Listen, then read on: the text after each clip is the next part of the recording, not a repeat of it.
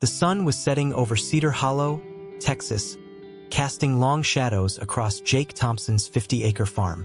The air was thick with the scent of hay and the distant hum of cicadas. Jake, a 35-year-old former Marine, leaned against the wooden fence, his calloused hands gripping a cup of black coffee.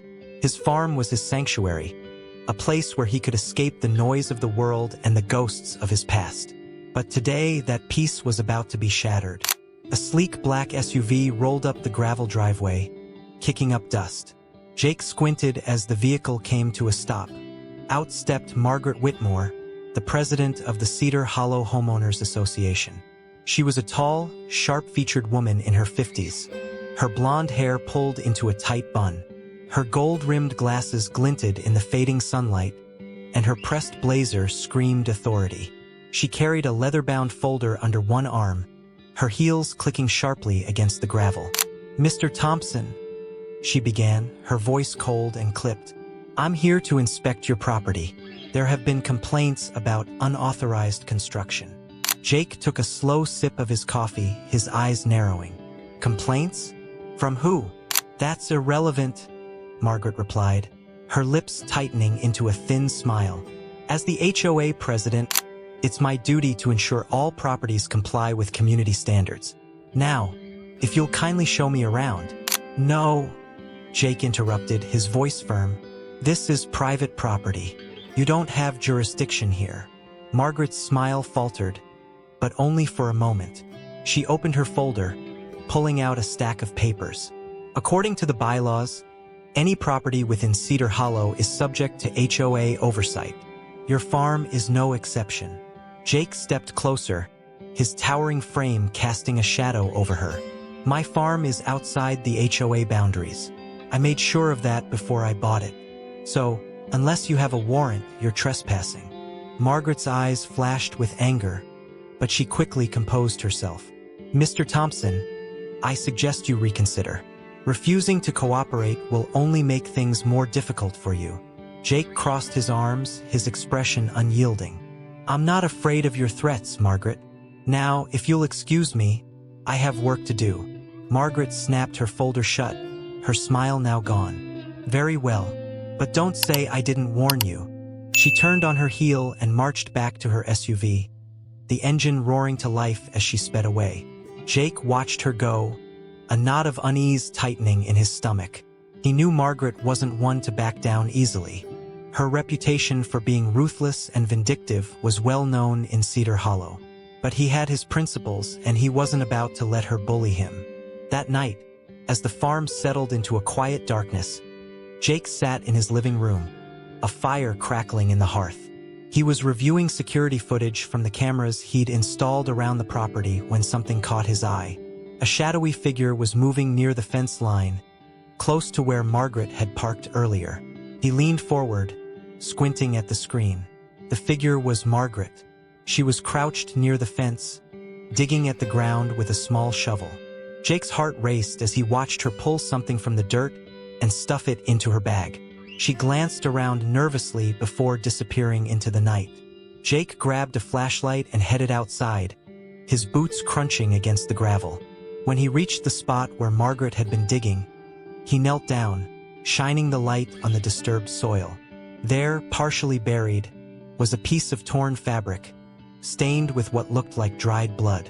His mind raced. What was Margaret doing out here? And why was she digging near his property? He pocketed the fabric and returned to the house, his unease growing. The next morning, Jake woke to the sound of his phone buzzing. It was a text from Sheriff Dan Carter, an old friend from high school. "Jake, we need to talk. Margaret's filed a complaint against you. She's claiming you're violating environmental regulations. Things could get messy." Jake groaned, running a hand through his hair. He knew Margaret would retaliate, but he hadn't expected her to move this quickly. He texted back, "I'll stop by the station later. There's something you need to see." As he got dressed, Jake couldn't shake the feeling that he was being watched. He glanced out the window, half expecting to see Margaret's SUV parked at the edge of his property. But the driveway was empty, the morning sun casting a golden glow over the fields. When Jake arrived at the sheriff's station, Dan was waiting for him in his office. The sheriff was a burly man with a kind face, but today he looked worried. "Jake, you've got to be careful," Dan said, closing the door behind them. "Margaret's got connections. If she wants to make your life hell, she will." Jake pulled the blood-stained fabric from his pocket and handed it to Dan. "She was on my property last night, digging near the fence. I found this." Dan's eyes widened as he examined the fabric. "You think she's up to something?" "I don't know," Jake admitted, "but I'm not going to sit back and let her push me around." Dan sighed, running a hand over his face. "I'll look into it, but Jake, be careful. Margaret's not someone you want to mess with." As Jake left the station, he couldn't shake the feeling that he was stepping into a dangerous game. Margaret's threats, the blood-stained fabric, the mysterious digging. It all pointed to something darker than a simple HOA dispute. That evening, as the sun dipped below the horizon, Jake sat on his porch, a shotgun resting across his knees. He stared out at the fields, the weight of the unknown pressing down on him. Whatever Margaret was hiding, he was determined to uncover it.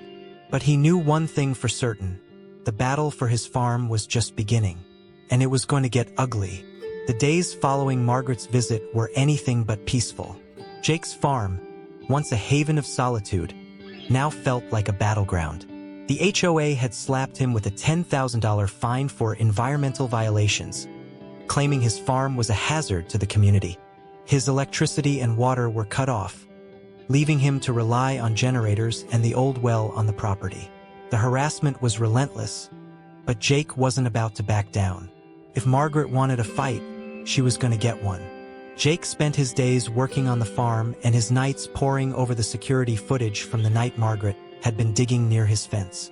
He replayed the clip over and over, trying to make sense of her actions. Why had she been out there? What was she looking for? And what was with the blood-stained fabric he'd found? One evening, as Jake was repairing a broken fence post, he noticed something unusual near the old horse stable. The ground was slightly sunken, as if something beneath it had shifted. Curious, he grabbed a shovel and began to dig. After a few minutes, his shovel hit something solid. He cleared away the dirt, revealing a rusted metal hatch. Jake's heart pounded as he pried the hatch open, revealing a set of narrow stone steps leading into the earth.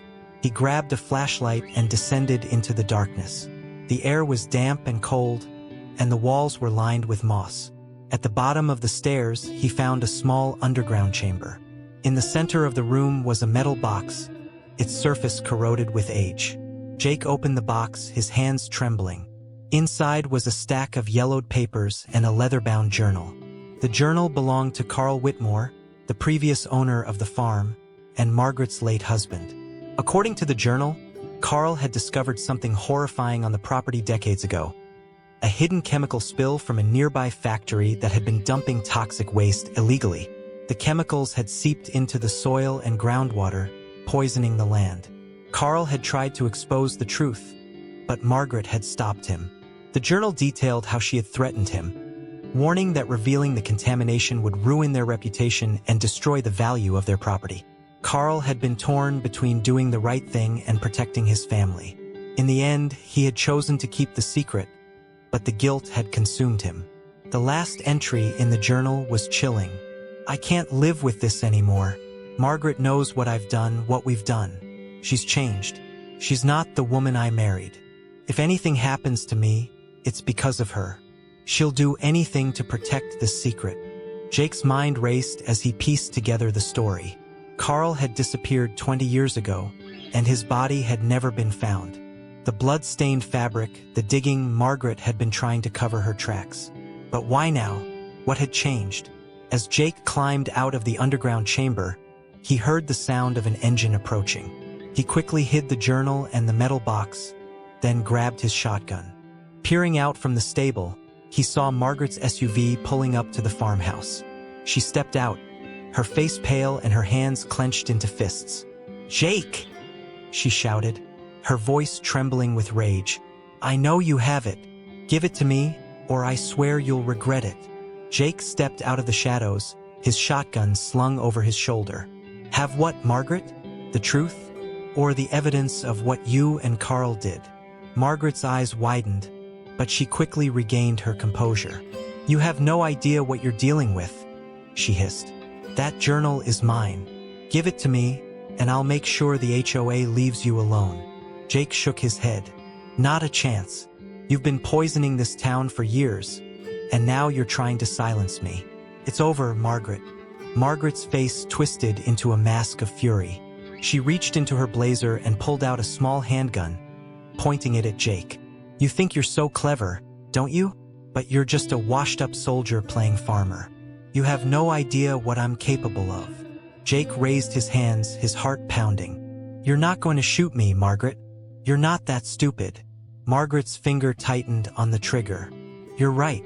I'm not going to shoot you, but I'm going to make sure you never see the light of day again. Before Jake could react, Margaret fired a shot into the air. The sound echoed across the farm, and Jake heard the distant wail of sirens. Within minutes, Sheriff Dan Carter and a team of deputies arrived, their guns drawn. Jake, drop the weapon, Dan shouted, his voice tense. Jake slowly lowered his shotgun, his eyes never leaving Margaret. Dan, she's the one you should be arresting. She's been covering up a chemical spill for decades. She killed Carl, and now she's trying to kill me. Margaret laughed, a cold, hollow sound. Don't be ridiculous, Sheriff. Jake's clearly unstable. He's been harassing me for weeks, and now he's making up wild accusations. Dan looked between Jake and Margaret, his expression conflicted. Jake, I'm going to need you to come with me. We'll sort this out at the station. Jake knew he was out of options. He couldn't fight the law, not when Margaret had them wrapped around her finger. As the deputies cuffed him and led him to the squad car, he locked eyes with Margaret. Her smile was triumphant, but Jake saw the fear behind her eyes. She wasn't done with him yet, and he wasn't done with her. Jake sat in the cold, sterile interrogation room of the Cedar Hollow Sheriff's Department, his hands cuffed to the table. The fluorescent lights buzzed overhead, casting a harsh glare on the peeling paint of the walls. Sheriff Dan Carter paced back and forth, his face a mixture of frustration and concern. Jake, you've got to give me something, Dan said, stopping to lean on the table. Margaret's got half the town convinced you're a danger. If you don't cooperate, I can't help you.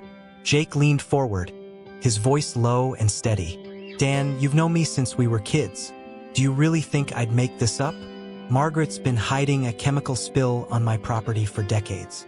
She killed her husband, Carl, to keep it quiet. And now she's trying to silence me. Dan sighed, running a hand through his thinning hair. Jake, I want to believe you, but you've got no proof. Just a bunch of wild accusations and a journal that's nowhere to be found. Jake's jaw tightened. He'd hidden Carl's journal and the metal box in a safe place before the deputies had arrived. But he couldn't risk telling Dan where it was. Not yet. Margaret had too many eyes and ears in the department. One wrong move and the evidence would disappear forever. Let me go, Dan, Jake said, his eyes locking onto the sheriff's.